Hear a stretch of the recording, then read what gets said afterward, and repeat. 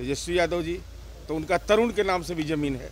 और वो संपत्ति का जो विवरणी उन्होंने दिया है, उस विवरणी में उन्होंने नहीं दिया है। तो ऐसे मामले में क्या होगा कि अगर वो सही ज़मीन होता तो उसका दाखिल खारिज तो अब तक हो गया होता।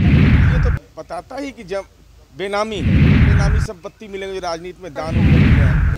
माननीय मुख्यमंत्री नीतीश कुमार जी ने राज्य के अंदर जो भूमि विवाद के निपटारे में एक महत्वपूर्ण पक्ष है दाखिल खारिज, तो वह संशोधन विधेयक आज पेश हुआ। तो माननीय मंत्री जी ने अनुरोध किया कि पारिवारिक बंटवारा जिसकी व्यवस्था राज्य सरकार ने की है, उस दिशा में भी चूंकि विवाद होता है, इसका यथा समय ही समाधान कर लिया जाए। अब ऐसे विषय भी बिहार में प्रतिपादित हुए हैं कि एक व्यक्ति है और उसका 2 नाम है और दोनों नाम से ज़मीन है। माननीय विपक्ष के नेता हैं तेजस्वी यादव जी, तो उनका तरुण के नाम से भी ज़मीन है। और वो संपत्ति का जो विवरणी उन्होंने दिया है, उस विवरणी में उन्होंने नहीं दिया है। तो ऐसे मामले में क्या होगा? ये विधेयक पास होने के बाद यह मामला जब आया तो माननीय मंत्री जी का, जहाँ तक मैं सुन पाया हूँ, ये कि वो बेनामी हो जाएगा। और मैं उसको इस रूप में ले रहा हूँ कि अगर वो सही ज़मीन होता तो उसका दाखिल खारिज तो अब तक हो गया होता।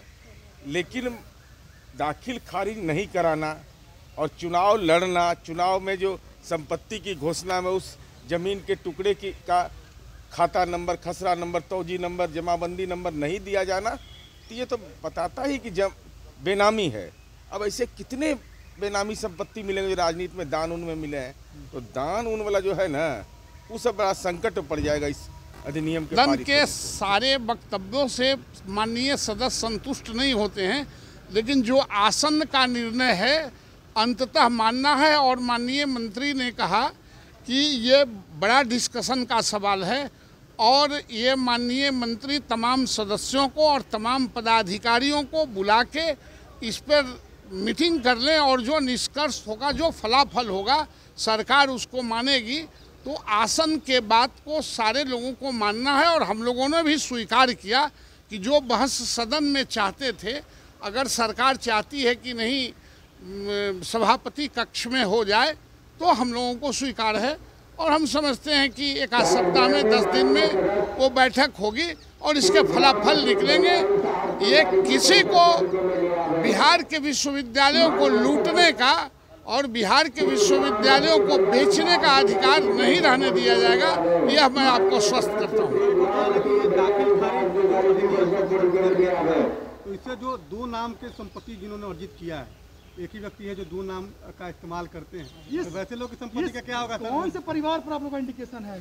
नहीं, किसी परिवार पर नहीं, लेकिन हम मान लेते हैं कि 2 नाम है घर में या 2 नाम पर संपत्ति है, तो उसका क्या होगा? मैं माननीय मंत्री से जानना चाहता था कि बहुत ऐसे लोग हैं जो एक ही आदमी 2 नाम से संपत्ति खरीदे हुए हैं, तो उनका क्या होगा? इस बिल में कोई प्रावधान वैसे लोगों के लिए नहीं है।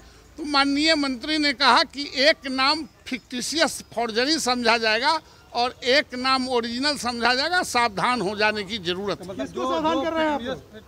जिनको 2 नाम से, जो निक नेम से भी खरीदे हैं, नहीं, इशारा नहीं है, कानून में इशारा नहीं चलते हैं। जो ऐसा किए हैं उनके लिए मेरा कहना था कि 2 नाम से जो खरीदे हैं उनका क्या होगा? तंत्र मंत्र के बादशाह, भारत के जाने माने सर्वश्रेष्ठ गुरु खान बंगाली, मिलेगा हर समस्या का समाधान गारंटी के साथ। मेरी बेटी की शादी के लिए बहुत से रिश्ते आते थे, पर कोई न कोई अड़चन पड़ जाती थी।